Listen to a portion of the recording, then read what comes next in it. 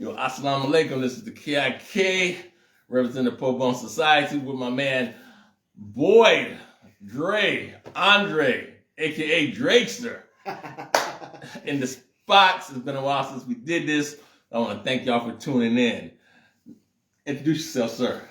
What's happening, everybody out there in the net world? This is the Almighty Drakester, aka Dre Boyd, and kicking it with my man here, KIK, Pro Bone Society. What's up? What's up? Now peep this out. So you're an actor, a writer, a director, and you produce your own films and movies. Yes. So tell me, how did you first get into acting? So this actually started off, well, I mean, if we really want to take it back, it was like when I was coming up, I used to watch these superhero joints, and I would always see Superman or actually it was the Spider-Man and the Amazing Friends, right? And I would see Iceman. Yeah, man, it goes back that far. Iceman and Fire. Yeah. So I used to like peep Iceman riding on a little icy thing, and I was like, man, that's so cool, right? So I would go downstairs in my basement and act like I was him and shoot ice from my hands and all that. So we fast forward like years later, and I guess I just never lost that side of me, you know. And it kind of picked up in high school, to be honest, doing Arlene Hawks' drama class. Yeah, okay. And man, I had never experienced anything like that in any kind of school or anywhere. So when I signed up for that class, I didn't know what I was getting into. And then once I got into that class, I was like, man, this is cool, man. I can express myself. I can do whatever I want. I can be whoever I want to be, and there's no repercussions, you know. So that feeling just stuck with me through the years, and I decided, you know what, I want to go ahead and pursue this. So I started setting up little cameras and little VHSs or whatever, and just record myself doing crazy things. That's what's up. Yeah. Now check this out. So you're a writer, so like you write scripts. So what is your process for writing? Is it like the same as writing raps, or do you like have like a game plan, storyboard, or like is it all in your mind and you just? So the way that I format it, basically, all my stories kind of deal with the underdog. Like every story that I've tried to make has to do with somebody that's going through some kind of thing, whether it be, most of my stories are film noir detective stuff. Okay. I got into that watching the 70s detectives like Cannon or Beretta or Kojak. Yeah, Kojak, Rockford Files, all that stuff. And I was watching with my dad or whatever. But yeah, the way that I do it, I try to outline the story. You know, what is our main protagonist trying to get to? What is their goal? And then you set it up like. You start with the problem first. No, I start with the character. The character first. Yeah, I try to start with the character. I try to build the character first, so that people can get used to it, and then they can decide if this is a character they want to vibe with or not. And then I'll lay out what is the situation that they're going to go through, and then the third part of the story, because I always break it down in 3 parts. Okay. Just like with my lyrics when I'm doing rap or whatever, it's the same thing. Basic introduction, the middle part, getting to the meat and potatoes in the end. Let's go ahead and go full Monty with it.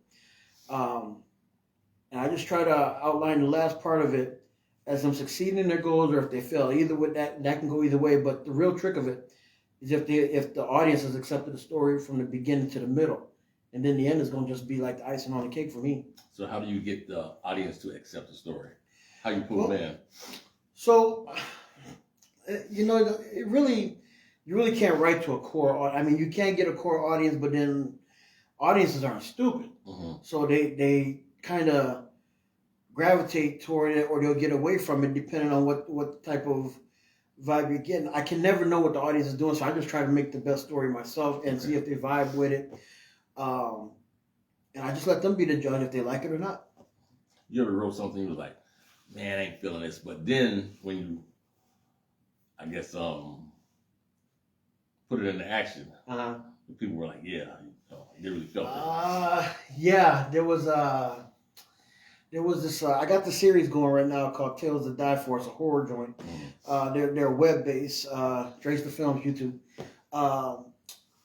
There was this one I was doing. I didn't go about it the right way. It's called The Long Walk Home. It's about this guy who was going away, and him and his, I guess you could say, surrogate father or whatever. They were having a discussion in the park, and the father didn't want him to leave, but it was something that the guy had to do. So, unbeknownst to him, his father was he was messed up in like witchcraft or all that kind of stuff or whatever. Okay. So he summons this demon to just go after him and, really just kill him, right? But I didn't pull it off well, man. I like the way that I wrote it, I was like, I don't know. But then when everybody got upset, it was like, oh, this is cool, man. And having a person that was double jointed, man, that made it even better. So I was like, okay, we could work with this. And so that's one of them. There's a bunch of them, but that's the one that sticks out the most. All right. So do you get more confidence and more comfortable the more you write? Yeah, I do actually. Because with each story, you're learning a lot more as you're going along. You start learning more tricks of the trade and little things like more details or subtleness. Because when I write, it's actually for me, my approach is I'm real hands-on about everything I do. Mm-hmm. I do the editing. I do most of the time the director of photography. I am, and I could always get somebody else, but I don't think anybody really sees what I'm trying to get. Because when you're writing, you're actually editing while you're writing, and you got a vision in your head on how you want this to play out, which is how you get it on the paper. And I just think the two go hand in hand. So that's how my process goes when I'm writing. I get the editing and everything, and it all goes together. So I can't ever separate one from the other. So you said when you're writing, you're editing at the same time. Mm-hmm. So does that same work when you're actually editing at the end of the film? Well, yeah, it does actually, because you already know the shots, and so I mean you got an idea. It always changes because it depends on the location where you're filming at. And me, I always try to write toward the budget of what I'm working with as far as finances and everything. And sometimes it's not always possible. Like let's say like if you want to write like A Night in the Castle, that's kind of like a big budget you're getting into the thing there. And sometimes the money isn't always there. But I'm a person that always try to stay relevant, which is why I do a lot of posting. So I'm always going and going and going. So when I'm doing the editing, everything has to be within how can I put this? Within what you're thinking of, and so I can't ever let anybody else do what I'm doing because I just don't think they'll get it. So you couldn't write a movie and give it to somebody and tell them to direct and edit it for you, like you. Nah, I mean, I don't think I can do it that way because I'm real, man. It's like what Michael Jackson and Prince, just Prince. Let's put it in Prince that way. How he was about his catalog. Okay, gotcha. It's the same kind of thing, man. Like if it doesn't line up right, then man, it's gonna be it's a waste of time, it's a waste of money, and you just can't get none of that back. Most definitely the time. The time is the most important. Okay, gotcha. Now, when you're directing a film, how do you manage all the different personalities on the set? Because some Yeah. It's easy because everybody that I've worked with, they've been great. Maybe one or two is like, but there's a real good acting community in the Chicagoland area. Okay. We all know each other. We we've all talked. I always ask for their input. How I want them to take the character, and I'll ask them like, how do you feel about this character? Do you feel, what can we do? What can we change? You ever had a person where you wrote the script and now you're directing the script, and this character, you see it one way, then this person is taking it left? Yeah. And then like you got to tell them, bring it back in. Yeah. I've had that happen. We were shooting something, one of my detective stories, and one of the guys was like, "Oh, my character wouldn't do this, wouldn't do that," but me being the writer, I saw the character had been doing it the whole episode. He just didn't know it. He didn't realize it. That he had been he had been the guy that's been hiding behind his guys. He'd never been the guy to stand up to the detective or whatever. So it gets to a point where sometimes actors, they want to shine. They want to get, they feel their character is not being portrayed the way that they should be. But you have to trust the director. I mean, we'll take suggestions, but at the end of the day, if it doesn't fit, it just doesn't fit. Okay. And when you're directing a film, what's the average length of time that you are on set for? Like, let's say, like it's a Tuesday and you got to shoot some scenes. Like, so, or does it vary by scene, or is it like you go in and like?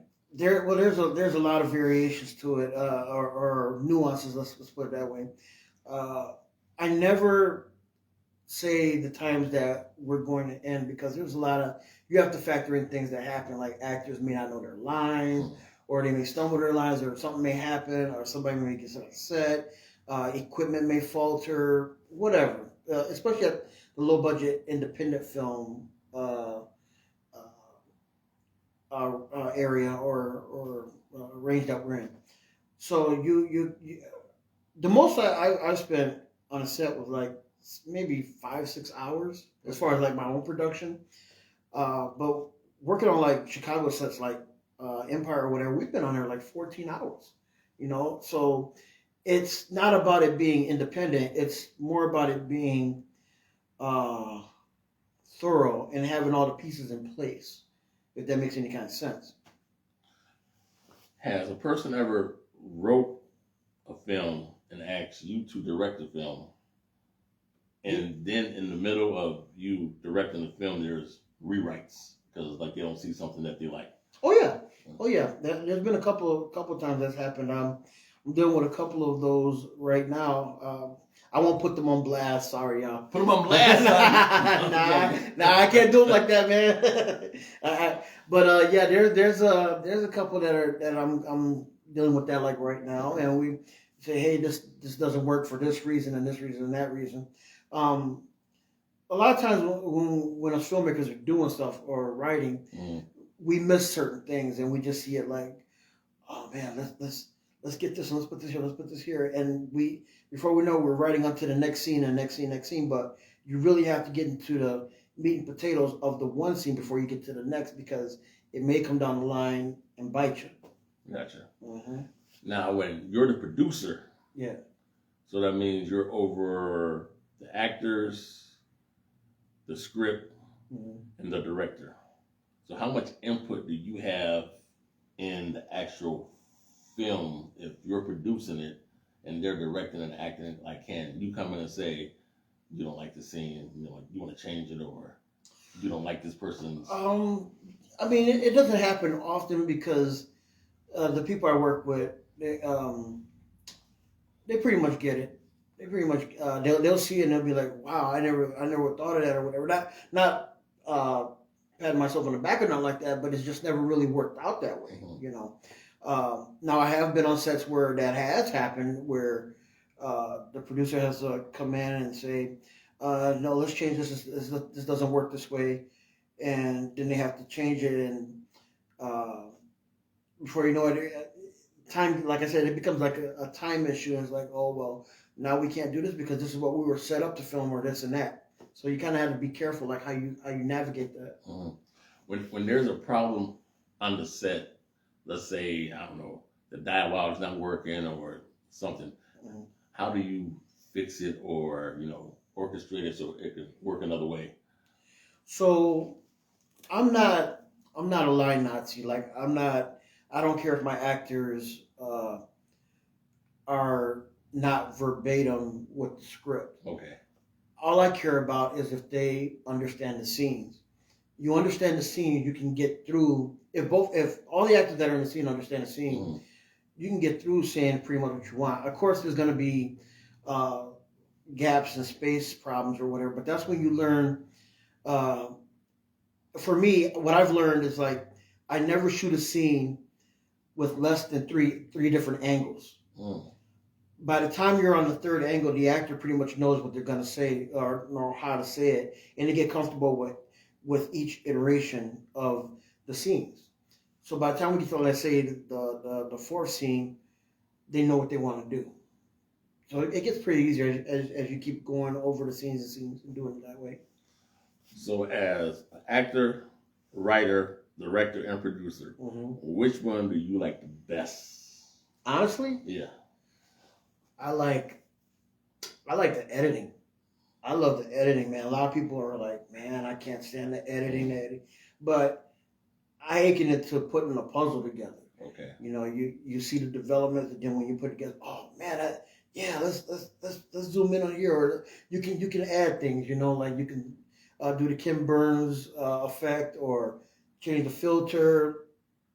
All that's like, it's almost like having a God complex, to be honest. But not in the way where the ego gets in the way, but you're creating something that you think people will vibe with. On a film, what's the most people that you've had to deal with on the film, like the cast? Like the size-wise? Yeah. 15. 15. Mm-hmm. Okay, that's what's up. Yeah, I've had to deal with 15. I've got a project coming up where I'm gonna have to deal with like 30. So that's gonna be a good challenge there. Are you acting or? No, I'm directing. Directing. Mm-hmm. So how you gonna keep all of them in? I don't want to say in line, but it's not hard because everybody knows what they're there to do. Everybody's you don't jump in this particular water and think you're gonna drown. You already pretty much know how to swim, so to speak. So all the people that I act with or work with, they pretty much already know what to do. Ego clashes when the camera's up. Everybody's ready to go. So it's never hard. You just have to tell them what you want, and then they'll pick it up off another actor what they're supposed to be doing. Gotcha. Mm-hmm. So what TV commercials and what films have we seen you in? Oh man, so my first time on television, like as far as like really being noticed, I'd have to say was an Ace Hardware commercial. Yeah, that was. I remember that. Yeah, man, that one. It was funny because like when the commercial aired, I didn't have any roles, but when they were filming it and shooting it, I had plenty of roles, plenty of lines, I should say, and it got cut, man. I was disappointed and mad, but at the same time, when the commercial aired, I got. One of my homies was in Denver. He was like, yo, man, I just seen you on TV. That's cool. So it was an Ace Hardware commercial. I've had people send me shots of being on the movie Canal Street. Okay. They've seen me on Empire a bunch of times. But mostly I do like the independent stuff. Okay. But you can see me in like a lot of the background stuff, like the Chicago shows. That's what's up. That's what's up. Now, we're going to jump back to writing. Okay. Now, what's the average script length, page-wise? Or does it depend on the story that you're telling? Or is it like a format like, I don't know, 100 pages, then that's script, or if it's too long? And also, when you write a script, how do you time it? Like, you know what I mean? Like time Like to make it the feature length? Yeah. Okay, so the general consensus from what I've been told, and it depends on really what genre you're working with.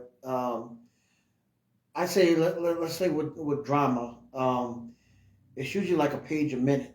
So if you got page a minute, yeah. So if you got like 60 pages, that's basically 60 minutes. Okay. But you have to factor in certain things like montages, or action sequences, or in horror, there's a lot of jump scare, right? Okay. So you can't really write that on the script. You can describe it or whatever, but when you're filming it, it may take longer because you may have like your protagonist just walking around, and that takes up like maybe what 2 or 3 minutes. Okay. So obviously there's no script for that, no pages for that. So it really depends on the genre that you're in. Right. But for the average, it's about a page a minute. So what's the longest script that you've written? So I got one right now that's 140 pages. Damn, son. Yeah, man. Yeah. Yeah, man. But see, that it's funny you say that because like I have a few that I usually do like more the short film. Okay. Like I like doing a short film because they're easier to work with, and they're a lot easier to manage. But yeah, this one, it's a horror film. It's called Puppy. Hopefully we'll be getting it It's going. called Puppy? Yeah. Mm-hmm. It's. I'm scared already. No. But it's not gonna be what you think, man. It's something different, man. It's something different. But yeah, man, it's about 120, 130 pages. All right, that's what's up. Yeah. Dre Boyd, can you tell them where to find you at on social media, where to find your movies at, and stuff like that? So you can find me. My company is Dresta Films. DrestaFilms.com. I have a website. Dresta Films on YouTube. Dresta Films on Instagram, Facebook. You can find them there. You can find some of my movies on Amazon. You can find a couple on Tubi and YouTube as well. Now, as an actor or actress that's trying to get into this, what would you suggest that they do? Like should they read books or watch YouTube or just show up at the door and knock, or what? It really, well, for me, I can outline how it was for me. I had a feeling of passion for it. So if you have a passion for it, that's the first step. There are classes you could take, but there are many ways to get into the business. You can, thankfully with the technology today, you can film yourself and get yourself going that way.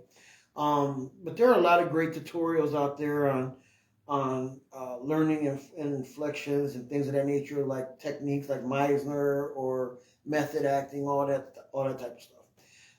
I would suggest an actor or actress look up the different techniques, see if there's one that works for them.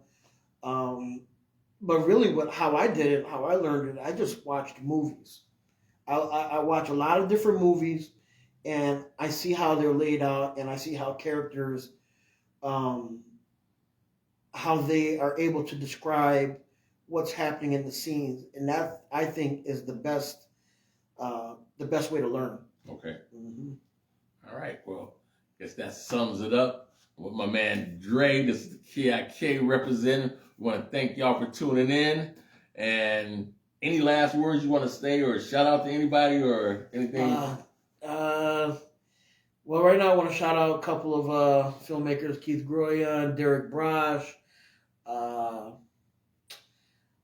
couple of actors: Michael Holla, my guy, Larry Biela, David Walker doing big things, man. You can catch him on the screen with Forrest Whitaker and what is that? The Godfather of Harlem. Yeah. So you catch him on there, and everybody else, pleasure working with you, and just keep doing your thing. All right, heard it, man. Peace. We out. Until next time. Turn this off without deleting it.